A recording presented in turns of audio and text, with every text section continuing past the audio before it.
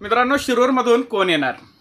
अमोल कोल्हे का शिवाजीराव आढळराव पाटील? तसं पाहायला गेलं तर नैसर्गिक विरोधक म्हणून इथं शिवसेना विरुद्ध राष्ट्रवादी असा सामना रंगत असतो। 3 वेळचे खासदार शिवाजीराव आढळराव पाटील विरुद्ध 1 वेळचे खासदार अमोल कोल्हे। अमोल कोल्हे संसदरत्न अमोल कोल्हे असं म्हणायला काही हरकत नाही।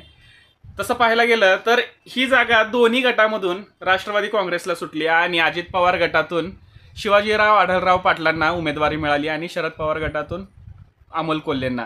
शिवाजीराव आढळराव पाटलांना उमेदवारी मिळवण्यासाठी शिवसेना पक्ष सोडून राष्ट्रवादी अजित पवार गटामध्ये प्रवेश करावा लागला आणि तिकडून त्यांना उमेदवारी मिळाली। आणि अजित पवारांसाठी सुद्धा ही लढाई प्रतिष्ठेची झाली होती, कारण त्यांनी धडधडीतपणे आरोप लावला की अमोल कोल्हे यांची निवड चुकली, म्हणजे अजित पवारांनी जो खासदार केला तो खासदार चुकीचा ठरला असं त्यांचं मत होतं। तुम्ही कोणाला निवडून दिलंय आणि तुमचा योग्य